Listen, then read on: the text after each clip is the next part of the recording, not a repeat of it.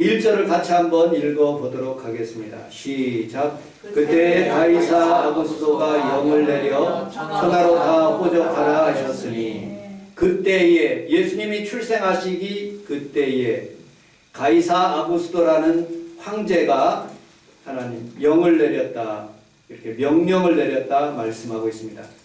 가이사는 누구가 가이사냐? 로마의 황제가 가이사입니다. 이 가이사 아구스도라는 사람은 어떤 사람인가? 여러분들이 잘 알고 있는 시저라는 사람이 있습니다. 시저의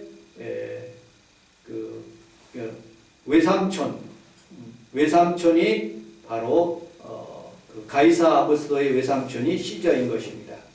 이 사람이 영을 내렸습니다. 시저가 여러분들 어떻게 죽게 됐냐면 공회원이라는 그런 사람들과 만나는 과정 속에서 자기를 싫어하는 정족들이 나타나가지고 그를 찔러서 죽입니다. 그때 유명한 말이 있죠. 브루투스, 너마저 나를 배신하느냐 하고 그렇게 죽임을 당합니다. 그리고 유언장에다가 어떻게 썼냐면, 이 가이사 아구스도가 비록 자기 아들은 친아들은 없지만 자기 외가 쪽에 있는 사람들, 조카들 중에서 하나를 선택했는데 이 가이사 아구스도라는 사람을 선택했습니다. 그는 19살밖에 안 되었지만 자기 외삼촌의 양자가 되어서 그렇게 황제로서 등극할 수가 있었습니다. 이 당시에 가장 정적이었던 안토니우스라는 그런 사람이 있었는데, 이 사람이 온 로마를 이렇게 다스리려고 하는 그런 세력이었습니다. 왜냐하면 군대 장관이었고 굉장히 능력도 있고 힘이 있었기 때문에 굉장히 다루기가 어려운 그런 사람이었습니다. 그런데 이 가이사 아구스도가 이게 머리를 썼습니다. 우리가 그렇게 싸우지 말고 당신이 원하는 쪽, 전 세계에 우리 로마가 다 점령하고 있으니까 이스라엘과 그리고 시리아와 그 다음에 크레오파트라가 있는 이집트, 그런 지역 보급에 있는 창고들을 당신이 다 가져라. 그리고 거기를 다스리라. 그렇게 말씀했습니다. 그리고 자기는 로마를 중심으로 이렇게 나라를 다스리게 되었던 것입니다. 그는 전쟁에 나가서 힘도 없습니다. 싸우지도 잘 못해요. 그리고 나가면 병 걸려서 잘 움직이도 못하는데, 그의 충성된 아그리빠라는 그런 장군을 통해서 그가 세력을 얻기 시작합니다. 그의 정적이었던 히에로라는 그런 사람을 쳐내려가기 시작하고 점점점 그가 로마를 다 점령하게 됩니다. 그리고 마침내 이 안토니우스하고 이렇게 해전, 싸움을 해서 최종적으로 많은 사람들을 다 자기의 수하로 두고, 그리고 온 로마를 자기의 통치국으로 두면서 초대 황제가 되는 것입니다. 그때 공회원 사람들이 두려워 떨고 있습니다. 그 모습을 알고 이 가이사 아구스도라는 이 사람이, 두려워하지 마십시오. 나는 내가 황제가 되려는 것은 아니고 당신들이 정치하시고 나는 일부만 정치하도록 하겠습니다. 그러나 실질적인 정치는 그가 했던 것이죠. 그러니까 공회원들이 두려워하지 않고 그 사람들을 존경한다는 마음으로, 카이사라는 것은 자기 외삼촌을 의미하는 것이고 아구스도라는 것은 공회원에서 준 이름입니다. 이 아구스도라는 그런 뜻은 존경받는 자, 존엄한 자, 우리가 숭배하는 자, 그런 뜻을 가지고 있습니다. 이 사람이 전 사람들에게 호적하라고 명령했습니다.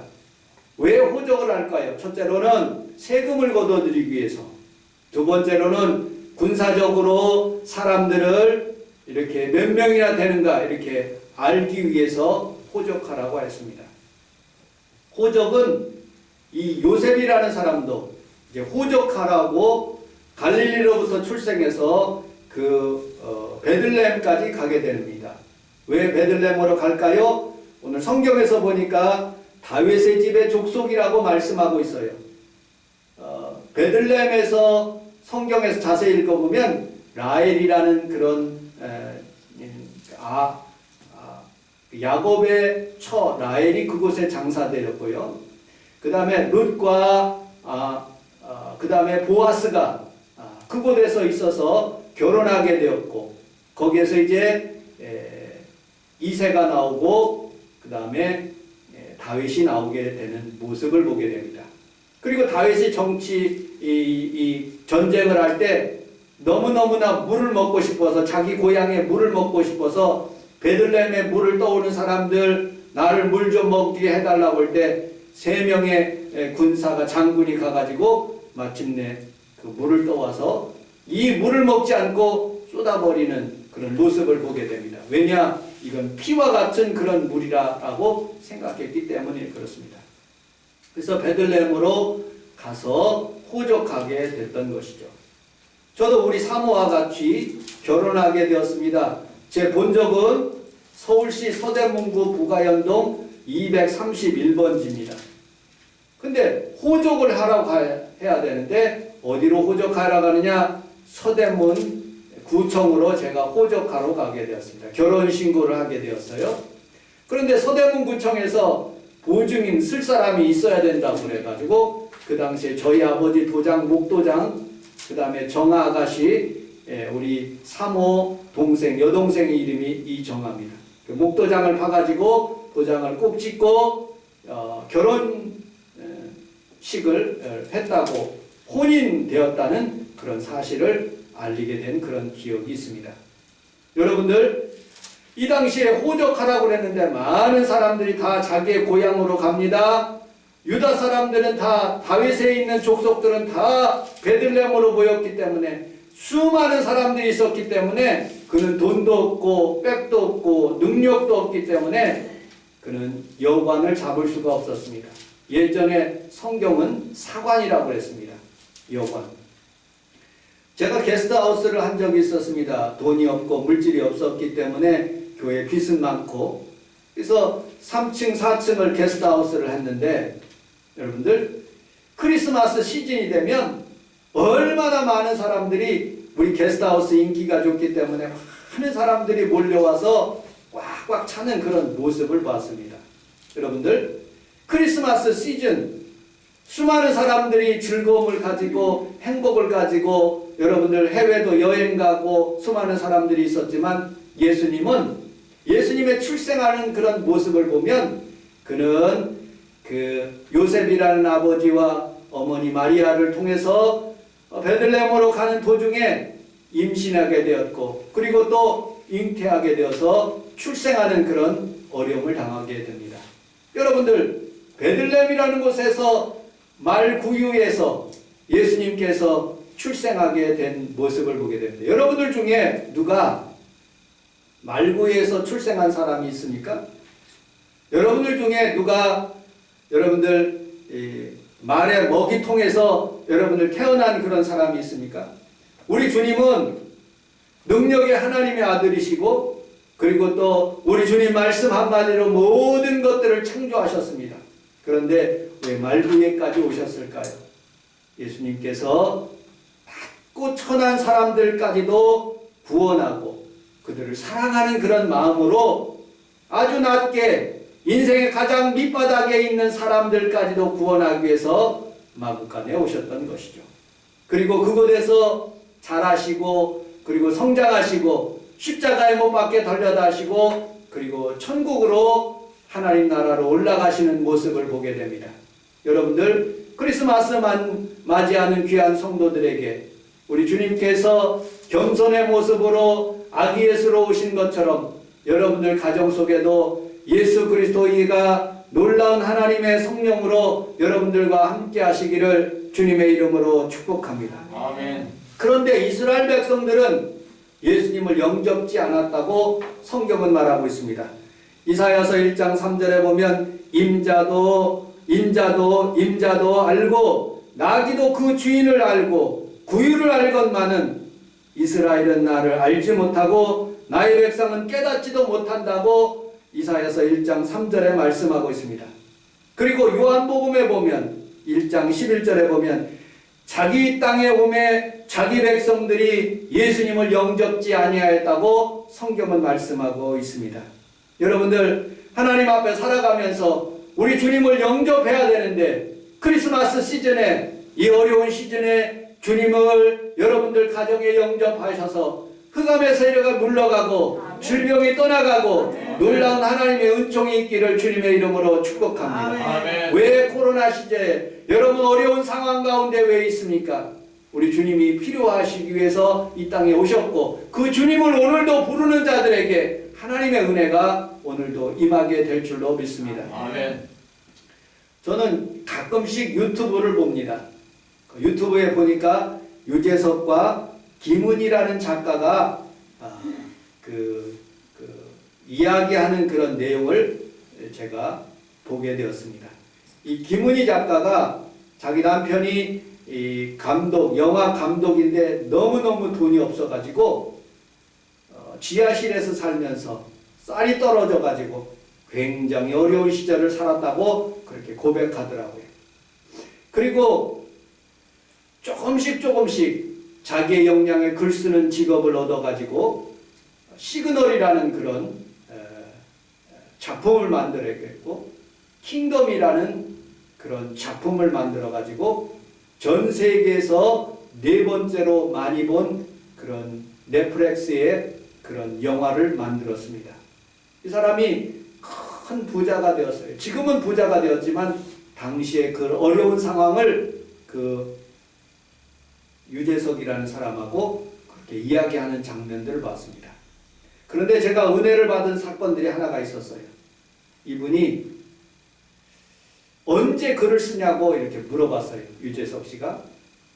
그러니까 자기는 12시서부터 이렇게 깨어 있는데 밤 12시서부터 거의 1시간에 아주 깊이 묵상하고 한 3시, 4시서부터 이제 글을 쓰기 시작한대요. 그동안에는 깊이 묵상했다가 3시, 4시, 5시 아침이 될 때까지 타이핑을 하면서 글을 쓰기 시작한답니다. 그러면 훌륭한 작품이 그때 만들어진다고 얘기하더라고요.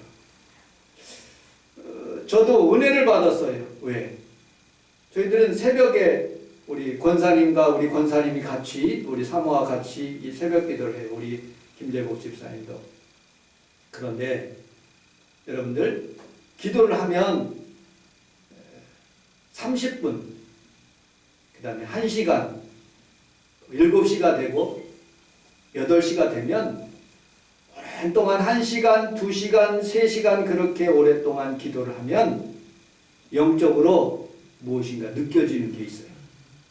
물론 금방 가시는 분들은 그거를 못 느끼겠지만 오랫동안 하나님을 깊이 만나고 또 하나님 앞에서 깊이 영적으로 기도하면 하나님의 임재하심을 내가 체험하게 되는 것을 보게 됩니다.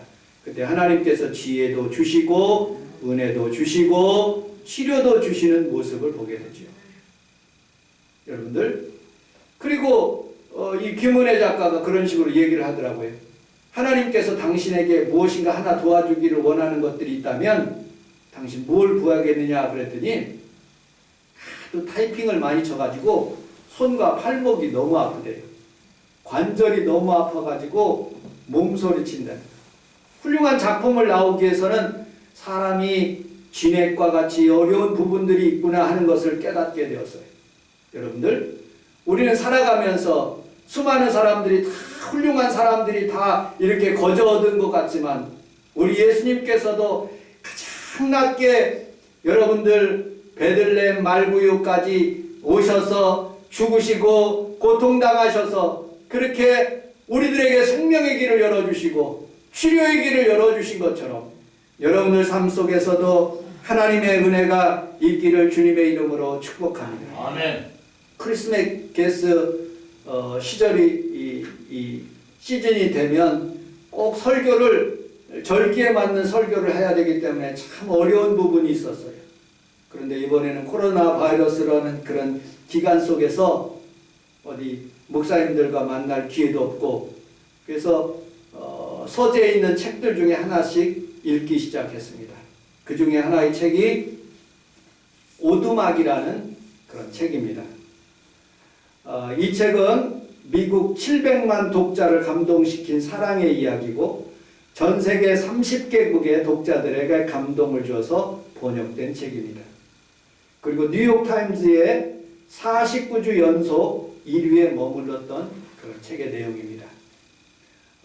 이 책의 내용을 윌리엄 폴 영이라는 그런 사람이 글을 썼는데 닉이라는 그런 사람의 자서전과 같은 그런 일들을 이렇게 글을 써서 우리에게 은혜를 주는 그런 모습을 보게 됩니다. 닉은 어떻게 자랐냐면 중서부 지방의 오리곤주라는 그런 지역에서 살았는데 아버지가 장로입니다. 근데 비만 오면 이 아버지가 술을 많이 먹는 거예요. 술을 먹으면 꼭 그냥 주무시는 게 아니라 꼭 자기 어머니를 때린대요. 장로님인데. 그리고 자기를 참나무에다가 묶어놓고 심한 매질도 한다는 거예요. 그리고 깨어나고 난 뒤에는 꼭 이렇게 성경 말씀을 통해서 훈계도 하고 그런 것을 너무너무 이 사람이 싫어해가지고 13살 어른이 되기에는 부족한 나이지만 아버지를 떠나서 가출을 합니다. 그리고 난 뒤에 이곳저곳 돌아다니면서 돈을 벌고 그리고 오스트리아라는 그런 곳에 가서 신학을 공부하고 다시 돌아와서 미국으로 돌아와서 오리곤주에서 자기 아내를 만나는데 낸이라는 그런 아내를 만납니다. 이 사람은 간호사인데 사람을 이 임종 암 말기에 있는 사람들을 이렇게 케어하고 보살피는 그런 훌륭한 일들을 하면서 살아가고 그 다음에 논문도 많이 발표하는 그런 사람으로 자기 아내를 맞이합니다. 과분할 정도로. 그리고 5명의 자녀를 두는데 첫째는 결혼을 해가지고 물건 파는 일, 비즈니스를 하게 되고 두 번째는 석사 과정을 하고 있고 세 번째, 네 번째, 다섯 번째는 아직 중학교, 고등학교, 그 다음에 초등학교를 다니는 자기 딸들 그리고 아들이 하나 있습니다.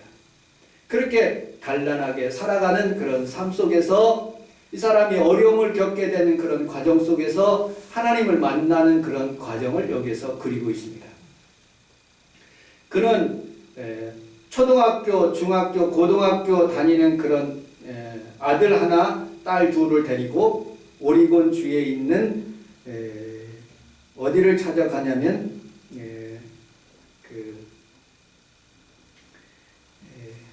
오스왈드 호스라는 곳으로 그곳에 이렇게 캠핑을 가는 거예요. 어머니는 너무 바빠서 함께하지 못하고 두 아들은 공부 때문에 그리고 또 사업 때문에 함께하지 못하고 초등학교, 중학교, 고등학교 자녀들과 함께 캠핑을 떠납니다. 캠핑 가는 도중에 야영장에 가기 전에 몰로마라는 폭포에 이렇게 지나가게 되었습니다. 그런데 그곳에 전설이 있어요. 어떤 전설이 있느냐? 원주민 추장들이 있는데 그 부족들이 있는데 전염병이 번져나가기 시작한 거예요. 이 공주가 자기 사랑하는 추장 될 사람이 점점점 아파오고 모든 사람들이 병들어 있는 모습을 보고 회의를 하기 시작하는 거예요. 누군가 저 폭포에서 뛰어내리는 때 이 부족이 다 치료를 받는다는 그런 말을 듣게 되므로 자기가 결심을 하는 거예요. 이 공주가. 그리고 그 폭포로 밤새도록 올라가서 거기에서 이제 자기가 뛰어내리는 거예요. 그리고 아름다운 전설이 돼서 모든 사람들에게 치료가 임하게 되었고 깨끗하게 질병이 나았는 그런 내용을 그리고 있더라고요. 그런 전설이 있는 그 멀로마 폭포에 있는 내용을 따라고 이야기를 하는 거예요. 그때 가장 그 막내딸이었던 미시라는 그런 막내딸이 그렇게 얘기한 거예요. 그거 아빠 예수님과 같은 그런 내용인데 예수님이 우리를 위해서 죽으심으로 모든 인류가 치료를 받은 것처럼 이 공주도 그 부족을 위해서 그렇게 죽은 것을 통해서 사람들이 치료를 받았군요 하면서 이야기를 하는 거예요. 그리고 마침내 왈도아라는 호수에 도착해가지고 주변에 있는 사람들과 캠핑을 하기 시작하는 거예요. 자연스럽게 모르는 사람들이지만 아이들이 친해짐으로 부부까지 이렇게 친해져서 함께 야영을 하면서 고기도 잡고 또 고기도 잡아먹고 그리고 고기를 구워 먹기도 하는 그런 모습을 보게 됩니다. 그런데 마지막 3, 4일을 머물면서 이제 돌아갈 날이 되었어요. 그런데 미씨는 막내딸은 위에서 그 그림을 그리고 있었고 그리고 보트를 타게 됩니다. 그 두 자녀가 보트를 타는데 이 딸이 그 보트에서 장난을 하다가 손짓을 하다가 보트가 확 뒤집히는 거예요. 근데 그 모습을 보고 이 아버지는 수영쳐서 자기 큰딸을 건져내고 그 다음에 둘째 아들이 거기에 그 밧줄에 걸려가지고 꼭 보트에 걸려가지고 구하지를 못하는 거예요. 힘을 달라고 하나님 앞에 기도를 하고 하나님 나를 도와주세요. 그래서 보트를 막 뒤집어가지고 그 아들을 살려내는 거예요. 하나님이 도우셨는지 천사가 도왔는지 아니면 하나님이 주시는 아드레날린을 통해서 그 아들을 구원했는지 어쨌든 끄집어내가지고 거의 죽어있는 상태에 있는 아들에게 인공호흡을 해서 살려내는 거예요. 우리 주변에서는 박수를 치는 거예요. 그리고 난 뒤에 상황이 정리돼서 이제 집으로 돌아가기 위해서 자기 딸 미씨를 찾아보는데 미씨가 없어진 거예요. 아무리 찾아도 제 방에 올라가도 찾아낼 방법이 없는 거예요. 그래서 할 수 없이 112 전화를 해서 경찰들이 그곳 호숫가에 와서 찾기 시작하는데 한 경찰이 이렇게 고백하는 거예요. 당신의 딸이 납치돼가지고 죽을 수 있었던 가능성이 있습니다. 왜냐하면 지금까지 4명이나 되는 어린 딸, 당신과 같은 10살짜리 어린 딸이 그리고 머리 색깔도 비슷하고 그리고 나이도 비슷하고 그런 딸들만 골라가지고 이 납치범이 당신의 딸을 죽인 것 같습니다. 4명이나 그렇게 했고 벌써 우리는 4년째 그 사람을 잡기 위해서 9개 주를 돌아다니면서 그 범인을 잡기 위해서 노력하고 있는데 당신이 딸이 죽은 것 같습니다. 하고 이제 수색을 하기 시작해서 오두막이라는 그런 곳에 가서 그 딸의 피 묻은 그런 옷들을 그것을 발견하게 되는 거예요. 그 모습을 보면서 이 닉이라는 이 아버지가 하나님을 원망하는 거예요. 그리고 자기 자신을 원망하는 거예요.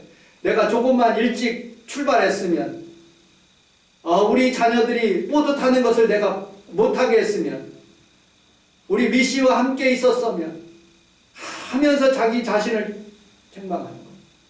그리고 술로 생활을 하게 되고 신앙생활을 멀리하게 되고 그리고 하나님의 관계도 멀어지게 됩니다.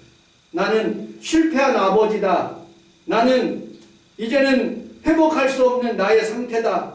나의 가정을 뭉거뜨리는 그런 이 일들 때문에 나는 도저히 일어날 수 없구나 하고서는 그렇게 낭망을 하고 있는 거예요. 그때 편지가 한 통 오는 거예요. 무슨 편지가 오느냐? 이런 편지가 오는 거예요. 맥켄지 오랜만이군요. 보고 싶어요. 다음 주말에는 오두막에 갈 예정입니다. 같이 있었으면 좋겠어요. 파파. 이렇게 쓴 거예요. 그는 생각했어요. 이 파파가 누굴까? 가만히 생각해 보니까 자기 아내가 늘 기도하는 하나님을 부를 때는 늘 파파라고 부르는 거예요. 파파. 하나님이 나를 부르는가? 아니야.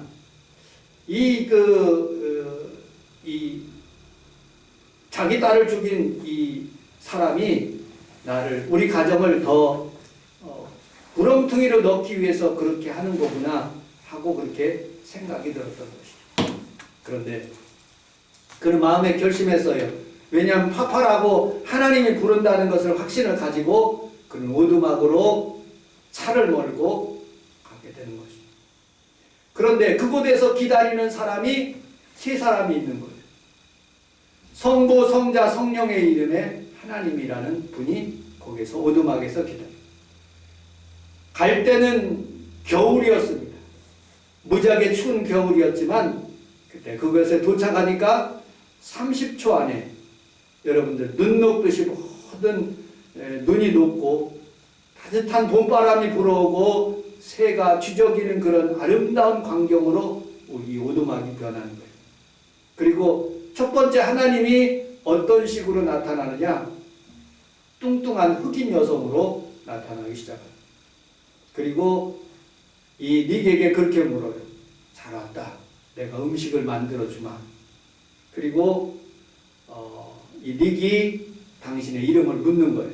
이름이 무엇입니까? 나는 스스로 있는 자. I am that I am. 나는 스스로 있는 자라고 고백해요. 흑인 여성. 두 번째, 예수님이 등장하는 거예요. 예수님은 어떤 모습으로 나타나냐? 남자의 모습으로 나타나는데 팔레스타인에 이란, 이라크 이 근방에 있는 그런 사람들 중심의 모습으로 청바지를 입고 예수님께서 나타나요.